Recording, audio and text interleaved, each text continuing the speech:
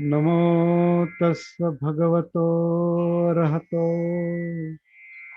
सम्मा सम्बुद्धस्य।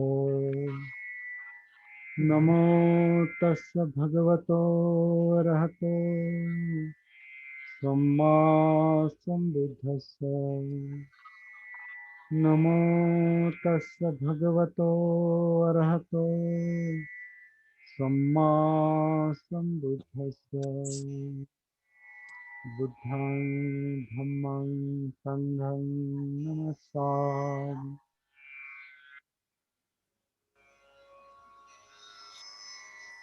अनवट्ठितचित्तस्य सद्धम्मं अविजानतो परिप्लवप्रसादस्य पय्यान परिपूरति।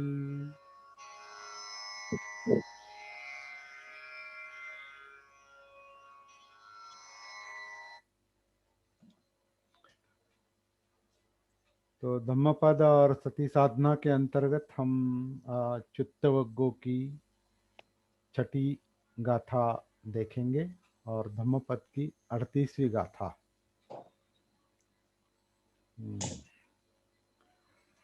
और ये भी बहुत विचार करने के लिए बहुत मुद्दे हैं इसमें। वैसे बहुत मुद्दे हैं और सारे के सारे प्रैक्टिकल मुद्दे हैं, साधना से संबंधित मुद्दे हैं। अनवट्ठित चित्तस्य, वट्ठित मतलब स्थिर व्यवस्थित, और अनवट्ठित मतलब अस्थिर या अव्यवस्थित। अनवट्ठित चित्तस्य, जिसका चित्त व्यवस्थित नहीं, स्थिर नहीं।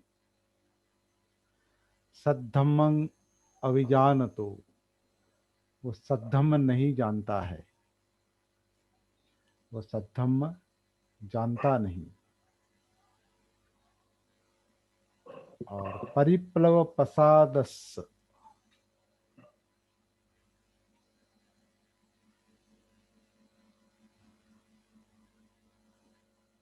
प्रसाद मतलब प्रसन्न, और प्रसन्न मतलब और एक दो उसके अर्थ है। जो परिप्लव मतलब चंचल है, बहुत भागदौड़ करता है। और प्रसाद मतलब प्रसन्नता, स्पष्टता, स्पष्टता। तो जिसका चित्त प्रसन्न नहीं, अस्थिर है, चंचल है, मतलब जिसके मन की शांति गायब हो गई, मतलब जिसके मन की शांति, जिसका मन शांत नहीं है, उसकी प्रज्ञा, पय्या यानी प्रज्ञा, न परिपूरति। परिपूरति मतलब परिपूर्ण होना। इसका जो मैंने आपको भेजा है व्हाट्सएप पर, उसका मतलब यहाँ ऐसा दिया है सरल। जिसका चित्त स्थिर नहीं, जो सद्धम्म नहीं जानता, जो सद्धम्म को जानता नहीं, जिसका चित्त प्रसन्न नहीं, वह कभी प्रज्ञावान नहीं हो सकता। तो थोड़ा अधूरा ट्रांसलेशन है ये। तो प्रज्ञावान नहीं हो सकता ऐसा नहीं, उसकी प्रज्ञा परिपूर्ण नहीं हो सकती, ऐसा उसका मतलब है। तो परिपूर्ण, किसकी प्रज्ञा परिपूर्ण नहीं हो सकती? जिसका चित्त चंचल है और सुखरूप नहीं, सुखी नहीं, मतलब प्रसन्न नहीं, मतलब तनाव में है। और जिसका चित्त स्थिर नहीं, वो सद्धम्म नहीं जानता।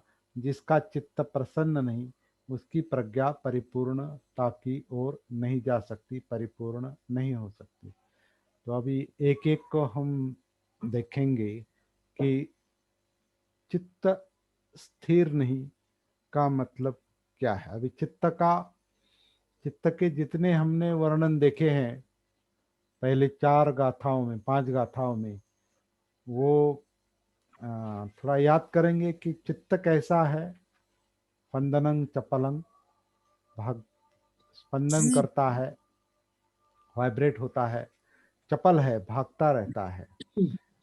दुर्रक्षं यानी उसका उसका रक्षण करना कठिन है। दुर्निवारयं उसका निवारण करना, उसे काबू में लाना कठिन है।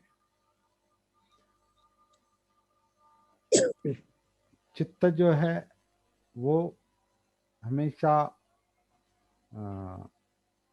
मतलब मार के भय से, मार की नजर से हमेशा बचना चाहता है। जिस तरह पानी से बाहर निकाली हुई मछली पानी में जाने के लिए छटपटाती है, चित्त जो है मार के ध्येय से, मार के टारगेट से, मार के बंधन से छूटने के लिए तड़फड़ाता है, मार के फंदे से निकलने के लिए तड़फड़ाता है। चित्त, उसका निग्रह करना बहुत कठिन है। जहाँ चाहे वहाँ जाता है, जैसी इच्छा है वहाँ वो जाता है, भागता रहता है। और जो भी इंद्रियों के विषय है उसमें वो जा गिरता है। मतलब वो विषयों विषयों के पीछे जाता है, वहाँ जाकर गिरता है, और जहाँ इच्छा है वहाँ जाकर गिरता है। उसका निग्रह करना कठिन है। और ऐसे चित्त को, चित्त का संयम करना अच्छा है, कल्याणकारक है। और शांत किया हुआ चित्त जो है वो सुखा हुआ है। फिर चित्त के और लक्षण के बताए हैं। सुदुद्दसंग, उसको देखना ही बहुत कठिन है। मतलब चित्त महसूस होना बहुत कठिन है। चित्त महसूस होना बहुत कठिन है। दूर उसका दर्शन होना, उसे वो दिखाई देना, चित्त कहाँ है, कैसा है, उसका स्वभाव क्या है, ये दिखाई देना बहुत कठिन है। क्योंकि वो बहुत निपुण भी है, बहुत चतुर है। वो बहुत निपुण है, चतुर है, होशियार है। इसका मतलब ये है कि वो सती के नजर से भागना चाहता है, ऐसा भी उसका एक मतलब निकलता है। मतलब दिखाई नहीं देता वो। दिखाई क्यों नहीं देता? क्योंकि वो विषयों के पीछे भागता है। और जहां हम उसको सती से देखना चाहते हैं, जागृति से देखना चाहते हैं, तो वो हाथ नहीं आता वो। क्योंकि बहुत निपुण है, बहुत चतुर है, चकमा देता है, चकमा देता है। और जानबूझकर चकमा नहीं देता उसको, वहां सुख लगता है इंद्रियों के विषय में। क्योंकि वो दुख से भागना चाहता है, मार से भागना चाहता है, और दूसरी ओर जाके गिरता है। दूसरी ओर जाता है, मार से भागकर वो दूसरी ओर जाकर वो इंद्रियों के विषय में जाकर फंसता है, उसके फंदे में जाता है। समझने की, एक एक बात को समझने की कोशिश करेंगे। हाँ, इन शब्दों के आधार से चित्त के गुणधर्म है ये।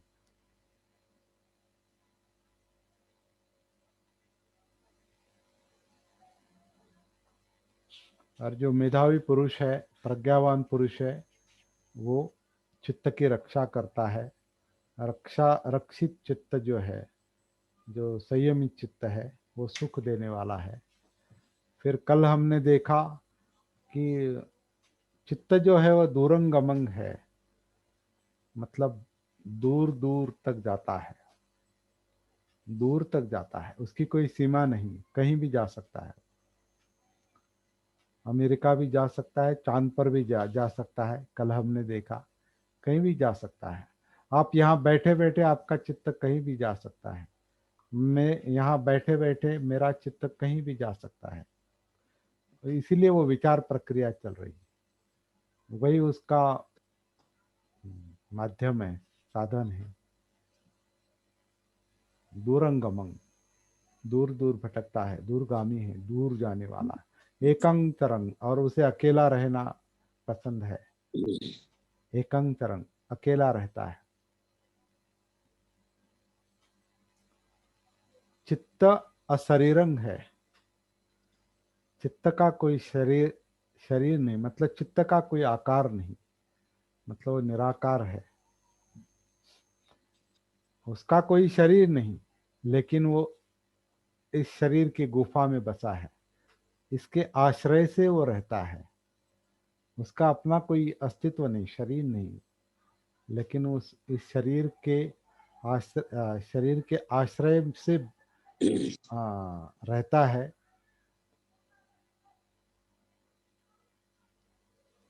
आगे चल के हम ये भी जान जान सकते हैं, जान जाएंगे कि चित्त के कारण ही शरीर की निर्मित है, क्योंकि चित्त इच्छाएं हैं, तृष्णाएं हैं। जैसे हम रहने के लिए, सुरक्षित रहने के लिए हम घर निर्माण करते हैं, तो चित्त भी अपना घर निर्माण करता है, और वो शरीर है।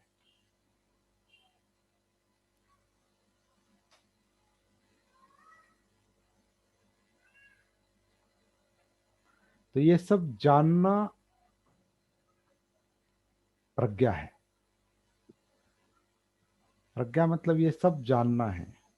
चित्त जानना है, मनोधम्म जानना है, चित्त कहाँ बसता है वो जानना है, मतलब महसूस करना है। प्रज्ञा महसूस करना है। इसलिए हम सांस के आधार से काया में, काया के आधार से वेदना, चित्त, मनोधम्म,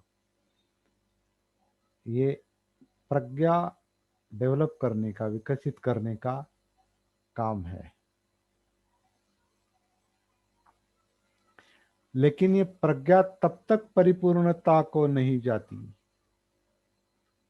जब तक चित्त व्यवस्थित नहीं है, स्थिर नहीं है, उसे संयमित नहीं किया है। तब तक ये चित्त, ये धम्म जानता नहीं, मतलब अस्तित्व जानता नहीं, मनोधम्म जानता नहीं। जो चित्त जागृत है, सती में है, और व्यवस्थित है, स्थिर है, मतलब कंपित नहीं है, अकंप है, जो स्थिर है, वही इस धम्म को जानता है। इसलिए हम सेकंड लेवल में क्या करते हैं, जो काया वेदना चित्त, ये सारे जो, ये जो सारे जो अंग है, काया वेदना और चित्त, इनको शांत करने का काम सती करती है, संयमित करने का काम सती करती है। तभी वो चौथे चरण में धम्मानुसति में जाती है। तो धम्म यानी अस्तित्व है। जागृति को जो जो महसूस होता है वो धम्म है। जागृति बुद्ध है, बोध है। तो बुद्ध को वो धम्म जैसे महसूस होता है, समझ में आता है, उसका बोध होता है, बोधि प्राप्ति होती है, संबोधि प्राप्ति होती है। तो वो बुद्ध को होती है। तो बुद्ध कौन है? बुद्ध कोई नाम नहीं है। बुद्ध यानी जागृत चित्त है। बुद्ध यानी जिसको Buddha, Buddha means to know, जो जानता है वो बुद्ध है। और जानने का बोध काम, मतलब बोध, हाँ बोध, बोध होना, जानना, हाँ, ये सब एक समानार्थी शब्द है। बोध। बौद्ध, बोधि, बोधि पाली शब्द है। बौद्ध मराठी, हिंदी, संस्कृत शब्द है। बौद्ध पाली में बोधि कहते हैं। और बोधि यानी ज, जानकारी है, बोध है, जानता है। जानकारी, और जानना प्रज्ञा है। अनुभूत करना। अनुभूति से प्रज्ञा है। और अनुभूति के लिए चित्त जागृत चाहिए, सती में चाहिए। बराबर। सती से वो वठित होता है, स्थिर होता है, व्यवस्थित होता है, स्थिर होता है। तभी वो धम्म सद्धम्म जानता है। तो अनवठित चित्तस्थ सद्धम्मं अविजानतो, जो जिसका चित्त व्यवस्थित नहीं, स्थिर नहीं, वो सद्धम्म नहीं जानता। इसका मतलब जिसका चित्त स्थिर है, जिसका चित्त व्यवस्थित है, वो धम्म जानता है। और जो स्थिर चित्त है वही प्रसाद में होता है। प्रसाद यानी सुखरूप, सुखी, शांत, प्रसन्न, क्योंकि वो तनाव से मुक्त होता है, प्रसाद में आता है। तो जिसका जिसका चित्त प्रसाद में है, सुखरूप है, प्रसन्न है, उसकी प्रज्ञा पैया, उसकी प्रज्ञा परिपूर्णता हासिल करती है, परिपूर्ण होती है, परिपूरति। तो बहुत सरल है। सारा का सारा मामला जो है वो चित्त से निगड़ित है, चित्त से कनेक्टेड है, कॉन्शियसनेस से कनेक्टेड है, मन से कनेक्टेड है, मनोधम्मों से कनेक्टेड है। इसलिए ये सब जानना जरूरी है, इसका बोध होना जरूरी है, आवश्यक है। इसलिए चित्त को जगाना पड़ता है, जागृत करना पड़ता है। जो मूल में जागृत है, अविद्या में है।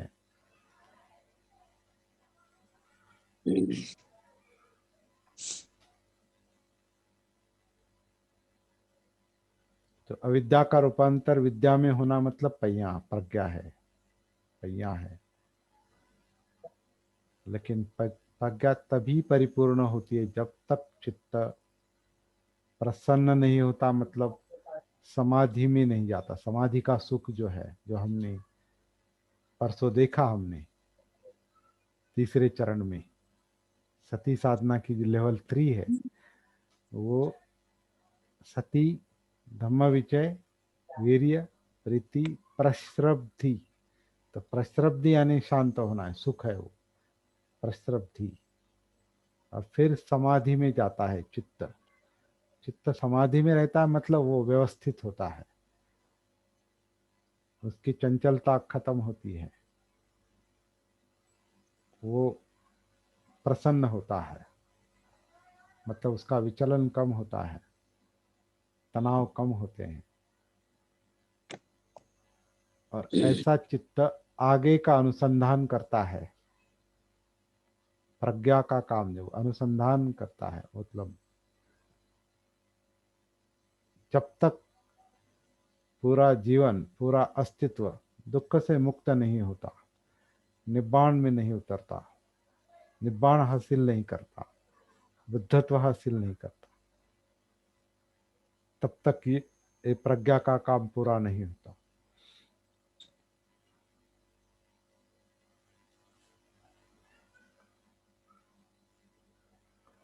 सब प्रैक्टिकल काम है, साधना का काम है, दिमाग चलाने का काम नहीं है। दिमाग समझने तक ठीक है, दृष्टि तक ठीक है, समझने तक ठीक है, लेकिन प्रैक्टिकल काम तभी होता है जो समझ में आया है, वो करने का जब संकल्प बनता है, और उसके मुताबिक जब वाणी, कर्मांत और आगे का जो काम चलता है, सती समाधि तक, अष्टांग मार्ग, तो वो निरंतर जारी रहना चाहिए। और वो काम हम कर रहे हैं सती साधना के आधार से।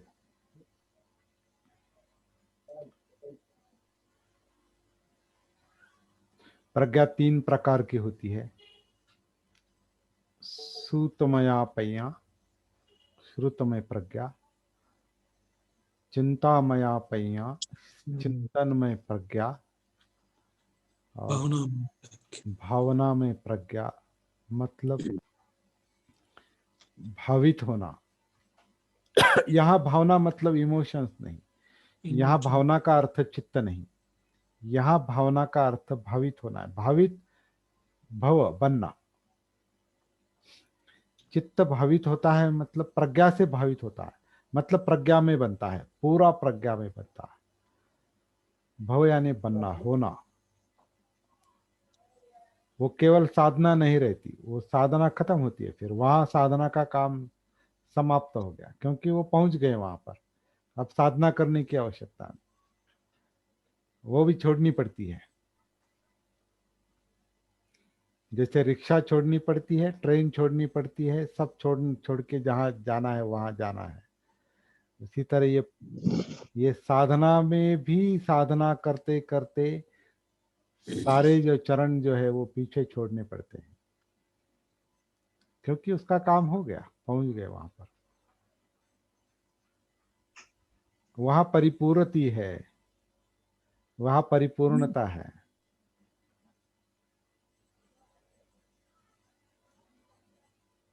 अनुभव का ज्ञान। अनुभव से ज्ञान, अनुभव के लिए, अनुभूति के लिए प्रयास, वो मिलते हैं। वो चलते रहना चाहिए। साधना प्रस्ताव। करते समय ये मुझे मिलेगा, वो मिलेगा, कब मिलेगा, कैसे मिलेगा, इसका विचार करने की कोई आवश्यकता नहीं। चलते रहे हैं तो आप रास्ता अपने आप नापते हैं, अपने आप रास्ता चलते हैं। कब मैं कदम उठाऊंगा, कैसे उठाऊंगा, कब कब पहुंचूंगा, कोई आवश्यकता नहीं। कितना अंतर चल के आया हूँ, ये भी इसकी भी गिनती करने की और हिसाब रखने की आवश्यकता नहीं। आवश्यकता नहीं। जीवन चलने का नाम, चलते रहो, चलते रहो। साधना चलने का नाम है, करने का नाम। सांस, सांस के आधार से काया में, काया जिंदा है। वेदनाएं, वेदना। वेदना, सुख दुख, विचलन, का कारण ये चित्त जिसका हम अभ्यास कर रहे हैं, वो चित्त। और जो हम इसका एनालिसिस कर रहे हैं, इसलिए इतने शब्द इस्तेमाल कर रहे हैं, ये मनोधम्म है, ये धम्म है। धम्म समझाते हैं, लेकिन धम्म केवल समझने से काम नहीं चलता। केवल श्रुत में प्रज्ञा से, या मतलब सुनकर धम्म जानने से उतना काफी नहीं, उतना पर्याप्त नहीं। अभी हम सुन रहे हैं या पढ़ रहे हैं, ये श्रुत में प्रज्ञा है।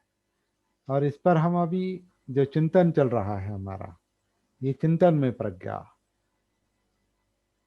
जो पढ़कर या सुनकर हमने जान लिया है, उसका हम एनालिसिस कर रहे हैं, उसका हम विश्लेषण कर रहे हैं, उसको हम बारीकी से देखने की कोशिश कर रहे हैं, उसका मंथन कर रहे हैं।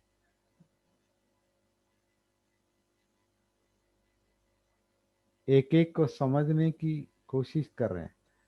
लेकिन आप और मैं, हम सब लोग अपने अपने तरीके से अपना अपना चित्त, अपनी प्रज्ञा, अपने अपने तरीके से अनुसंधान करना जरूरी है। क्योंकि हर एक का प्रश्न, प्रॉब्लम, दुख, यातनाएं सब अलग अलग है। तो हमारे लिए दूसरा कोई साधना प्रैक्टिस नहीं कर सकता। इकट्ठा हम सुन रहे हैं, यहाँ पर हम इकट्ठा सुन रहे हैं, एक ही बात सुन रहे हैं, लेकिन इसके आगे का काम जो है वो स्वतंत्र है। क्योंकि आपका मन, आपका मन किस तरह से चिंतन करेगा, चिंता मया पया, किस तरह से चिंतन करेगा, चिंतन करने के लिए चित्त कितना जागरूक है और कितना सुखरूप है, मतलब प्रसन्न है, कितना कितना है, कम चंचल है, कितना स्थिर है, स्थिर है। उस पर अगला काम निर्भर है, अवलंबित है। चित्त अगर परिप्लव है, चंचल है,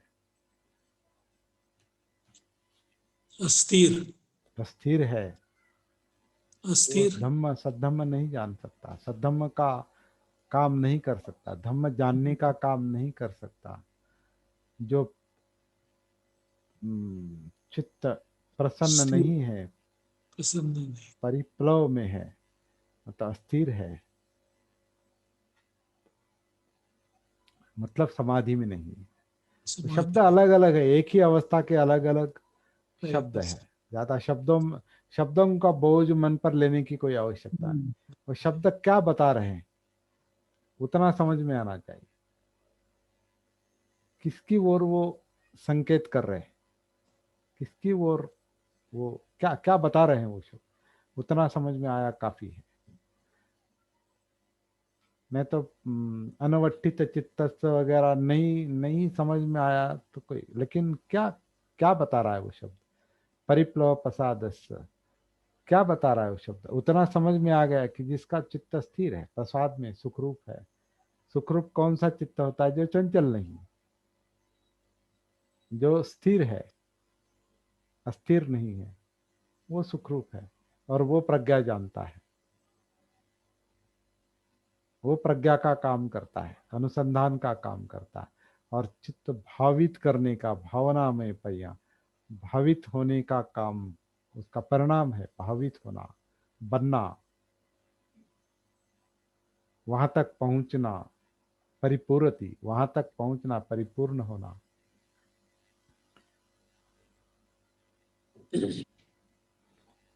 निब्बान तक पहुंचना निब्बान तक पहुंचना। तो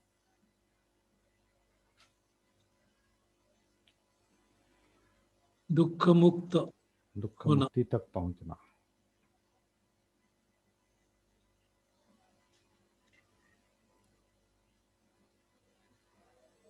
तो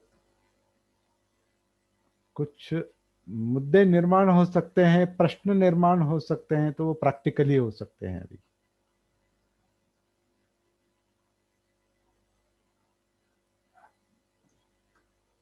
मार्ग समझ में आ रहा है क्या, इतना ही मुख्य मुद्दा है। क्या करना है वो समझ में आ रहा है क्या। हम यहाँ शब्दों शब्दों का अभ्यास अध्ययन नहीं कर रहे, शब्द नहीं, शब्द कंठस्थ, गाथाएं कंठस्थ नहीं कर रहे। हम हम अपनी साधना सुस्पष्ट करने की कोशिश कर रहे हैं।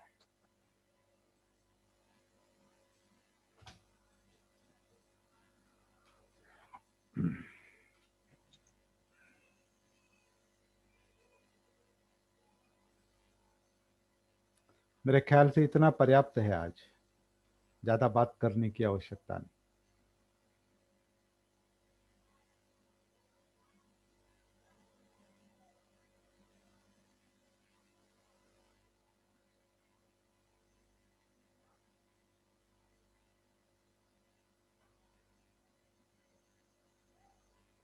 कुछ बात करनी है तो आप कर सकते हैं, वरना हम यहाँ रुक सकते हैं। इतना भी काम आज हो गया तो बहुत हो गया मेरे ख्याल से।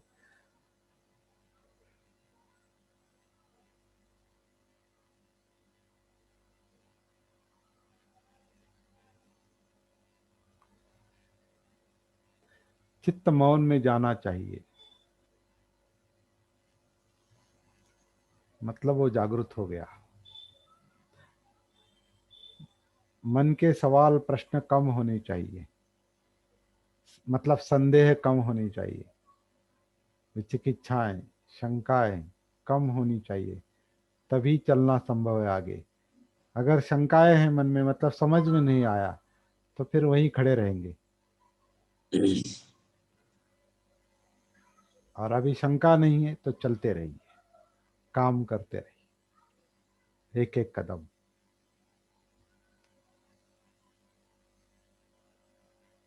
हम्म।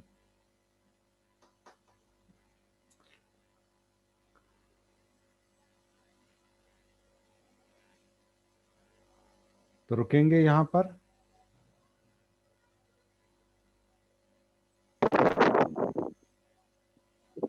हाँ सर रुकेंगे। हाँ, भारती जी, कस्बे सर, गोविंदा साळवे, विशाल कसबे, संदीप सर। हाँ। एक बार आपका वीडियो ऑन कीजिए और फिर मैं बंद कर दूंगा।